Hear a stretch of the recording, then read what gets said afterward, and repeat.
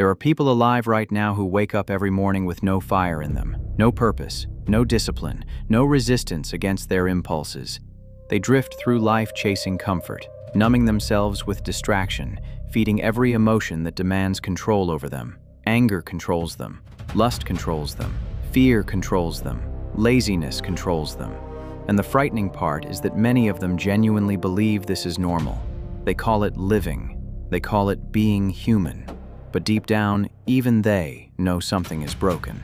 Because the soul was not built to live, chained to impulses like an animal that cannot reason. We come from people who endured winters without warmth. Men who marched into wars knowing they may never return. Women who buried loved ones and still woke up the next morning to continue carrying life forward. Entire bloodlines survived famine, betrayal, disease, violence, humiliation, isolation, and suffering beyond what most modern minds can tolerate for even a week. And yet here we are now, collapsing emotionally because someone ignored a message, because life became inconvenient, because discipline feels too hard. Somewhere along the way, comfort became our ruler, and weakness disguised itself as peace. Marcus Aurelius once wrote, "You have power over your mind, not outside events. Realize this, and you will find strength." That sentence alone exposes how far many people have drifted from themselves. Because most people spend their lives trying to control the world while remaining completely incapable of controlling their own thoughts. They cannot sit alone in silence. They cannot deny themselves temporary pleasure. They cannot endure discomfort without becoming resentful. Their inner world is in chaos, and so everything outside them feels unbearable too. But there is another way to live. A harder path, yes, but a far more meaningful one. A path where we stop worshiping comfort and begin strengthening the mind. A path where emotions are no longer allowed to drag us around like prisoners on chains. A path where suffering becomes training instead of destruction. We were not given this life merely to consume distractions until death arrives. We were given the ability to reason, to endure, to build ourselves into something stronger than circumstance. Seneca warned that he who suffers before it is necessary suffers more than is necessary. Think about how many people poison themselves daily with imagined fears. They replay future disasters in their minds. They relive old humiliations. They create emotional storms from events that have not even happened. Entire lives are wasted in anticipation of suffering instead of preparation for it. The disciplined mind understands something different. Pain is often unavoidable, but panic is usually a choice. And when we learn to master panic, we reclaim enormous power over our lives. Our ancestors did not survive merely so we could become fragile creatures addicted to convenience. They survived so that somewhere down the line, someone would rise with strength in their spirit again. Someone would remember discipline. Someone would remember endurance. Someone would refuse to collapse under the weight of modern weakness. That responsibility belongs to us now. The first thing we must learn is to wage war against the constant need for comfort. Most people wake up and immediately begin obeying impulses. They reach for their phones before their own thoughts. They flood their minds with noise before they have even faced themselves. Their mornings begin with distraction because silence forces confrontation. Silence reveals insecurity. Silence reveals fear. Silence reveals emptiness. And many people would rather drown in stimulation than sit alone long enough to meet the truth about who they have become. But the disciplined mind understands that every morning is a battlefield. Before we speak to the world, we must first confront ourselves. Marcus Aurelius would remind himself at dawn that he would encounter difficult, selfish, ignorant people throughout the day. Not because he was pessimistic, but because preparation weakens emotional shock. The unprepared mind is easily disturbed. The prepared mind remains steady. This is why we must train ourselves to expect hardship rather than demand comfort. When we immediately obey cravings, we strengthen weakness. Every unnecessary indulgence teaches the mind that discomfort is unacceptable. And once the mind becomes conditioned to avoid discomfort at all costs, resilience begins to die. We see this everywhere now. People cannot tolerate boredom. They cannot tolerate rejection. They cannot tolerate loneliness. The moment suffering appears, they search desperately for escape instead of endurance. Epictetus taught that no man is free if he is not master of himself. That sentence cuts deeply because many people who appear free are completely enslaved internally. Enslaved to appetites, enslaved to validation, enslaved to emotional reactions. A person who cannot say no to impulse is not powerful, regardless of status or wealth. Real strength begins when we stop allowing temporary feelings to dictate permanent behavior. So each morning, we must deliberately practice resistance. We rise even when we want to remain in bed. We train even when motivation disappears. We deny ourselves needless indulgences not because pleasure is evil, but because dependency is dangerous. The soul grows stronger when it learns it can survive without constant gratification. Hardship becomes lighter once we stop treating it like an enemy. And over time, something changes within us. The mind becomes quieter. The emotions lose some of their authority. We stop panicking so easily. We stop collapsing under inconvenience. We begin carrying ourselves with a certain calmness that weaker minds mistake for coldness. But it is not coldness. It is stability. It is self-command. It is the slow return of inner authority. The second thing we must learn is how to control destructive emotion before it controls us. Anger ruins countless lives because people mistake emotional intensity for power. They believe exploding proves strength.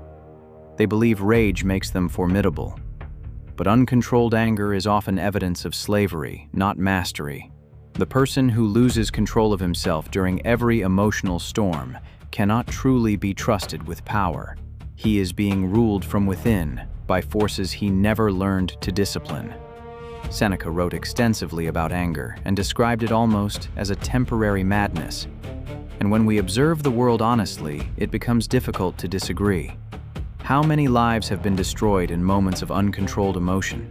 Relationships shattered, violence unleashed, years of progress erased in minutes because someone lacked the ability to pause before reacting. The emotional mind seeks immediate release. The disciplined mind seeks understanding. Most anger is rooted in expectation. We expect people to behave according to our standards. We expect life to move according to our desires. Then reality refuses cooperation, and fury emerges. But reality was never obligated to obey us. Other people were never designed to carry our emotional balance on their shoulders. Once we understand this, we stop giving external events so much authority over our internal peace. This does not mean becoming emotionless. It means refusing to become possessed by emotion. There is a difference. We still feel disappointment. We still feel grief. We still feel frustration. But we no longer allow those emotions to seize control of our judgment. A disciplined mind can experience emotion without surrendering to it. Modern people often romanticize emotional impulsiveness. They call it authenticity. They celebrate saying whatever you feel. But emotional honesty without self-control can become destruction, disguised as self-expression. Strength is not found in emotional chaos. Strength is found in restraint, in patience, in the ability to remain composed when lesser minds lose themselves entirely. And perhaps this is why calmness intimidates people so deeply. Because a calm person cannot easily be manipulated. Fear struggles to control him. Anger struggles to provoke him. Desire struggles to enslave him. His center of gravity exists within himself rather than inside the opinions and behaviors of others. That kind of stability has become rare now, which is exactly why it is powerful. The third thing we must learn is to stop fearing suffering. Most suffering in life is unavoidable. Loss will come. Death will come. Illness will come. Betrayal will come. Time itself guarantees pain eventually. Yet modern culture trains people to believe discomfort is abnormal. People spend their lives desperately constructing emotional shelters against reality itself. But reality always enters eventually. The disciplined mind understands that suffering is not proof that life is unfair. It is proof that life is real. Every meaningful person throughout history endured hardship. Every wise person was tested. Every strong soul was refined through pressure. We admire resilience in others while secretly hoping we ourselves can avoid the conditions that create it. But resilience cannot exist without resistance. Epictetus was born a slave, yet his teachings continue influencing minds thousands of years later. Why? Because external suffering did not destroy his inner freedom. That is the lesson modern people desperately need to remember. Circumstances matter far less than the condition of the mind facing them. Two people can endure the same hardship while one collapses and the other grows stronger through it. When we stop viewing suffering as purely negative, fear begins losing its grip over us. Hardship becomes training. Loneliness becomes reflection. Failure becomes instruction. Pain becomes evidence that we are still alive and capable of transformation. The disciplined mind asks, "What can this teach me?" While weaker minds only ask, "How quickly can I escape this feeling?" This is why voluntary hardship matters. Physical training, discipline, sacrifice, delayed gratification. These things condition the mind to stop fearing discomfort. And once fear of discomfort weakens, enormous freedom appears. We stop making decisions purely to avoid pain. We begin living according to principles instead of emotional convenience. Our ancestors understood this better than we do now. They knew survival required endurance. They knew strength required sacrifice. Somewhere along the way, society began teaching people that life should revolve around comfort instead. But comfort has never built powerful human beings. Pressure does. Responsibility does. Adversity does. The fourth thing we must learn is the importance of purpose. A purposeless person becomes dangerously vulnerable to temptation. When there is no higher aim guiding the mind, impulses rush in to fill the emptiness. Endless entertainment, endless consumption, endless distraction. The soul begins decaying quietly because it has nothing meaningful demanding discipline from it. Purpose creates structure within chaos. It gives suffering meaning. A man carrying responsibility can endure enormous hardship because he understands why he must continue forward. Nietzsche once wrote, "He who has a why to live can bear almost any how." That truth remains painfully relevant today. Many people are not destroyed by suffering itself. They are destroyed by the absence of meaning within it. When we lose purpose, we begin shrinking psychologically. We become obsessed with petty problems because nothing larger exists in our minds. Small inconveniences start feeling catastrophic. Minor criticisms become emotional disasters. But responsibility expands the soul beyond trivial concerns. It forces us to mature beyond endless self-absorption. Marcus Aurelius constantly reminded himself that he was born to fulfill a duty, not merely chase pleasure. That perspective changes everything. We begin asking different questions. Not what feels easiest, but what is worth doing. Not what avoids discomfort, but what strengthens character. The disciplined life is built through these kinds of questions repeated daily. Purpose also protects the mind against despair. A person with meaningful direction can survive dark periods because movement itself creates hope. Stagnation breeds emotional decay. Action restores dignity. Even small acts of discipline begin rebuilding self-respect because they remind us we are still capable of governing ourselves. And perhaps that is the deepest tragedy of modern weakness. Many people no longer believe they are capable of greatness at all. They have accepted mediocrity as permanent. But human beings are far more adaptable, resilient, and powerful than they realize. History proves it repeatedly. The blood running through us came from survivors, builders, fighters, and endurers. We dishonor that inheritance when we surrender ourselves entirely to comfort and fear. The final thing we must remember is that time is merciless. Every day wasted in hesitation is gone forever. Every year spent enslaved to weakness becomes part of our character if left unchanged. Death is not distant. It walks beside all of us quietly. And strangely enough, Remembering this can become a source of clarity rather than fear. Marcus Aurelius wrote, "You could leave life right now. Let that determine what you do and say and think, not as a threat, but as liberation. Because once we remember life is temporary, trivial concerns lose their dominance over us. Pettiness becomes embarrassing. Excuses become hollow. We stop acting as though infinite tomorrows are guaranteed. Most people live as if they have endless time to become disciplined later. Later, they will train.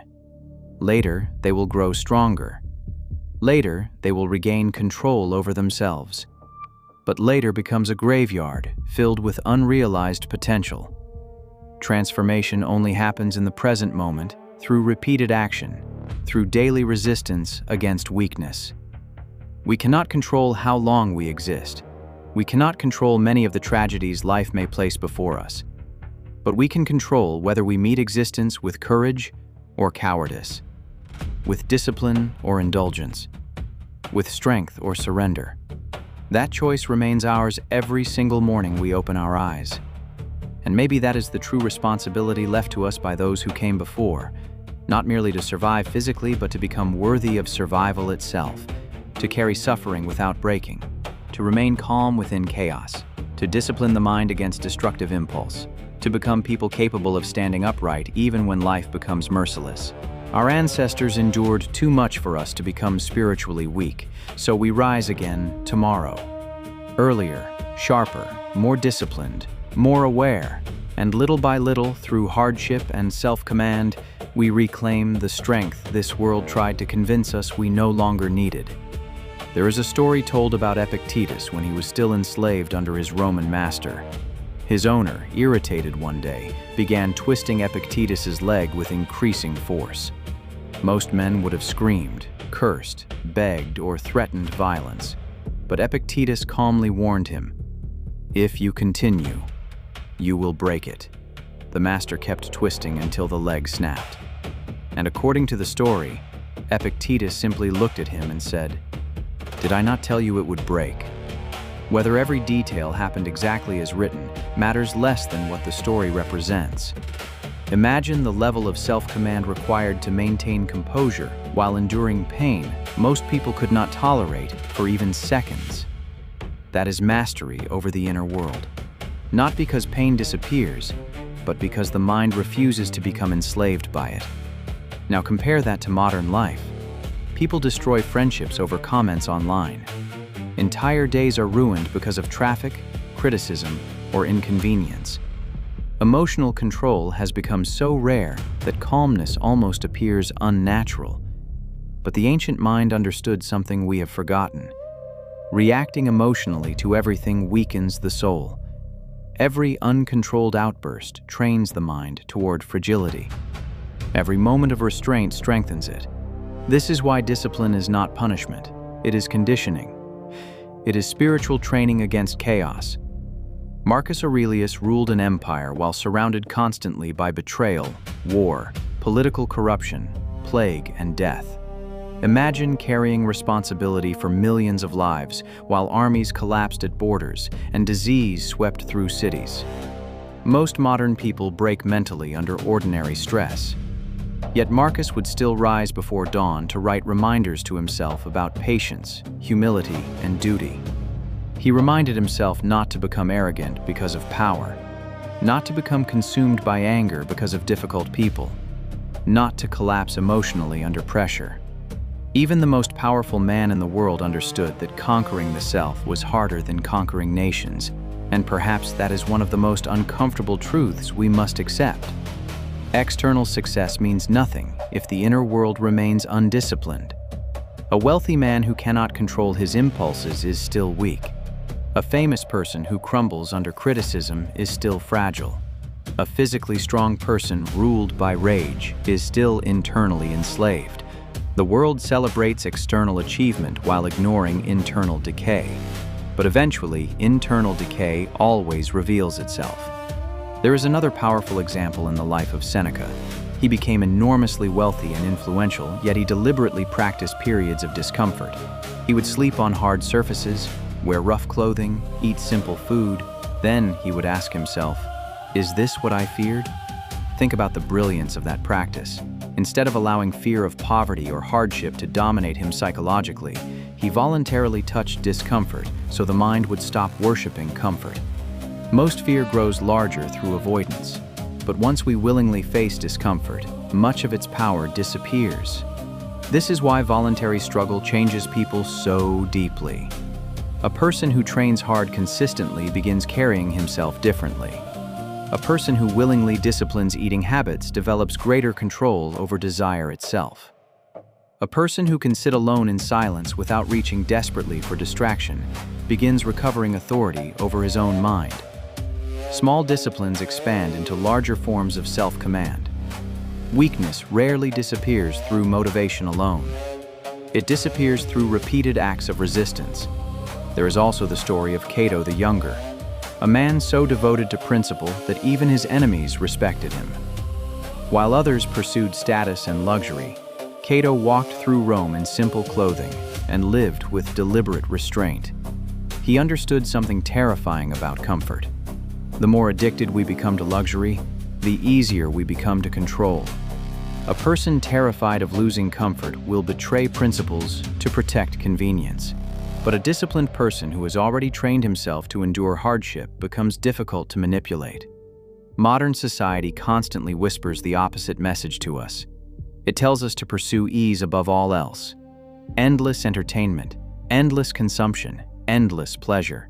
And people wonder why anxiety grows stronger, why depression spreads, why attention spans collapse, why meaning disappears. The soul suffocates when life revolves entirely around comfort. Human beings require challenge, responsibility, sacrifice.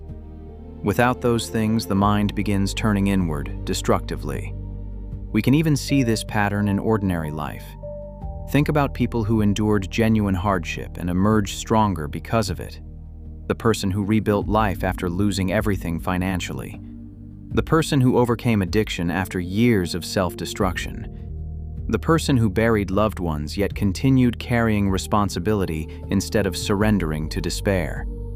These people often possess a depth, calmness, and perspective that permanently comfortable people rarely develop. Pain refined them. Suffering stripped illusions away. The disciplined mind eventually begins viewing emotions differently as well. Fear becomes information instead of command. Anger becomes energy to redirect rather than unleash blindly. Sadness becomes reflection instead of identity. This is important because modern culture encourages emotional identification. People say, "I am anxious, I am depressed, I am angry," as though emotions themselves define the entire self. But emotions are weather patterns within the mind. They arrive, they intensify, they fade. The observer within us remains deeper than the storm itself. This is why ancient thinkers emphasized awareness so heavily. Epictetus taught that events themselves are not what disturb us, but rather our judgments about them. Two people can experience the exact same insult while only one becomes emotionally destroyed by it. Why? Because interpretation shapes suffering. The uncontrolled mind immediately personalizes everything. The disciplined mind pauses before assigning meaning. That pause changes lives. There is enormous power in becoming difficult to emotionally destabilize.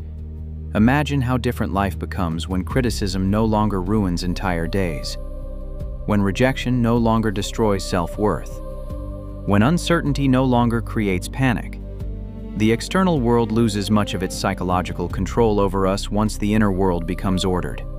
This is why self-mastery feels almost like freedom itself.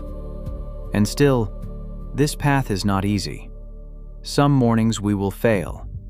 Some days emotions will overwhelm us. Some nights loneliness will feel heavy enough to crush the spirit. But the point is not perfection. The point is returning to discipline again and again until resilience slowly becomes part of who we are. Strength is not built through never falling. It is built through repeatedly standing back up with greater awareness. There is a reason ancient philosophy continues surviving thousands of years later, while trends disappear within months. Because human suffering has never fundamentally changed. Fear still exists. Grief still exists. Temptation still exists. Weakness still exists. And so the solutions remain timeless as well. Discipline, courage, self-control, perspective, endurance, responsibility. These principles carried human beings through wars, famines, collapse, exile, and unimaginable hardship long before modern comforts existed. Somewhere inside us, our ancestors understood this instinctively. They understood that life would eventually demand strength, whether we prepared for it or not. And that is the uncomfortable truth modern people often avoid. Eventually, life tests everyone. Sometimes through illness, sometimes through betrayal, sometimes through humiliation, loss, failure, or isolation. The question is never whether hardship will arrive. The question is whether we will meet it as fragile people addicted to comfort, or as disciplined individuals capable of standing firm inside chaos. So when we wake tomorrow morning, we should remember what flows through our veins: survivors, builders, fighters, men and women who endured realities far harsher than most of us can imagine. Their suffering purchased our existence, and if we are worthy of that inheritance, then we cannot spend life drifting weakly from distraction to distraction, while our minds remain undisciplined. We must become stronger internally, calmer emotionally, sharper mentally, harder to break spiritually, because somewhere behind us stand generations who survived long enough for us to exist, and somewhere ahead waits the person we could still become, if we finally choose mastery over weakness. When people think about strength, they often imagine aggression, domination, or physical intimidation. But the mindset of Leonidas I represented something much deeper than brute force. What made Leonidas terrifying was not merely his willingness to fight. It was his willingness to die without surrendering his principles. That level of mental discipline is almost incomprehensible to modern minds raised in comfort. Most people panic when life threatens convenience. Leonidas marched knowingly toward almost certain death because preserving honor and duty mattered more to him than preserving comfort or even life itself. At the Battle of Thermopylae, Leonidas and his warriors stood against impossible odds. Tens of thousands of Persian soldiers advancing like an ocean toward a few hundred Spartans and Greek allies. Imagine the psychological pressure of seeing an enemy force so massive that ancient writers claimed their arrows would blot out the sun. Most men would collapse mentally before the battle even began. But according to legend, a Spartan calmly replied, "Then we shall fight in the shade." That is the mindset of men who mastered fear before stepping onto the battlefield. That mindset did not appear magically overnight. Spartan discipline was forged through relentless hardship from childhood. Spartan boys were deliberately raised under conditions designed to eliminate softness. Hunger, exhaustion, discomfort, cold, pain, humiliation. These things were not viewed as cruelty but preparation. The Spartans understood something modern society desperately tries to avoid. Comfort weakens people when experienced excessively. Difficulty, properly faced, sharpens the mind and hardens the spirit. And while Sparta itself was not built upon philosophical Stoicism directly, the mentality carried many of the same principles later emphasized by thinkers like Marcus Aurelius and Epictetus. Control what can be controlled, endure what cannot. Do your duty without complaint, accept death without cowardice, remain disciplined regardless of emotion. The Spartan warrior understood instinctively what later philosophers would put into words. Fear becomes manageable once we stop worshiping survival above virtue. Modern people often misunderstand courage entirely. They think courage means not feeling fear, but Leonidas almost certainly felt fear. Every warrior standing at Thermopylae likely felt fear. Courage is not the absence of fear. Courage is refusing to allow fear to dictate behavior. That distinction changes everything. Weak minds obey fear automatically. Disciplined minds acknowledge fear while continuing forward anyway. There is a reason the story of Thermopylae still survives thousands of years later, while countless empires have turned to dust. Human beings instinctively recognize sacrifice when they see it. Something deep within us respects those willing to endure suffering for something greater than themselves. And perhaps that is exactly what modern life often lacks now. People willing to sacrifice comfort for principle. Most people today are not destroyed by catastrophic hardship. They are slowly weakened by endless indulgence, endless scrolling, endless entertainment, endless avoidance of discomfort. Their minds become fragile because they are never trained against resistance. But the Spartan understood resistance as a permanent feature of existence. Life was struggle. Discipline was survival. Weakness was dangerous. There is a story often associated with Spartan mothers telling their sons to return from battle with your shield or on it, meaning either victorious or dead, but never cowardly. Harsh words by modern standards, yet beneath them existed an important understanding. Character mattered more than temporary survival. Today, many people sacrifice character immediately to avoid discomfort. They lie to avoid consequences. They betray values for approval. They collapse under pressure because their foundation was never strengthened internally. Seneca once wrote, "Difficulties strengthen the mind, as labor does the body." The Spartans embodied that principle completely. Every challenge became conditioning. Every hardship became preparation. They did not waste energy complaining about pain because pain itself was expected. Imagine how psychologically powerful a person becomes once suffering no longer surprises him. This is why disciplined people often appear calmer during chaos than everyone else. While weaker minds panic emotionally, disciplined minds focus on action. During Thermopylae, Leonidas did not waste time cursing fate because the odds were unfair. He understood something crucial. Reality does not care about fairness. The universe makes no promises regarding comfort, safety, or convenience. The only thing fully belonging to us is how we choose to respond.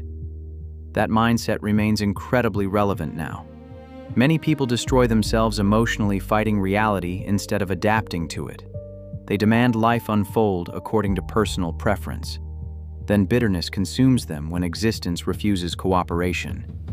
But the disciplined person asks a different question entirely. Not, why is this happening to me, but how should I meet this situation with strength? The Spartans also understood the importance of brotherhood and shared suffering. Men standing shoulder to shoulder, enduring fear together, become connected in ways comfort can never create. Hardship reveals character rapidly.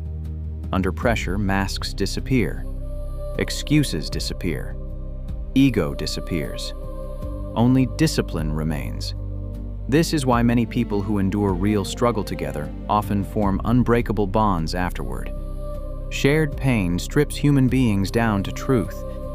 There is something deeply spiritual about willingly enduring hardship for a meaningful cause. Not suffering pointlessly, but suffering with purpose. Leonidas knew Thermopylae would likely end in death. Yet he stayed because retreat would have violated everything he believed leadership required. Imagine the weight of that responsibility. To stand firm not because survival was possible, but because honor demanded it anyway. And perhaps that is what separates disciplined individuals from weak ones most clearly. Disciplined people understand that life is not always about winning comfortably. Sometimes dignity itself is the victory. Sometimes maintaining principle under pressure is the victory. Sometimes refusing to surrender internally despite overwhelming circumstances is the victory. Marcus Aurelius wrote, "Waste no more time arguing what a good man should be. Be one." The Spartan mindset reflected that same brutal simplicity. Less talking, less complaining, less emotional performance, more action, more endurance, more responsibility. Modern people often consume endless motivational content while remaining unchanged. The disciplined person understands transformation only occurs through action, repeated consistently over time. So when we think about Leonidas and the Spartans, the lesson is not merely about warfare. It is about internal fortitude. It is about becoming difficult to mentally break. It is about developing such discipline over the mind that fear, pain, Uncertainty and hardship no longer dominate our behavior. Our ancestors survived because somewhere inside them existed that same resilience. And if we are worthy of carrying their bloodline forward, then we too must learn to stand firm when life attempts to crush us.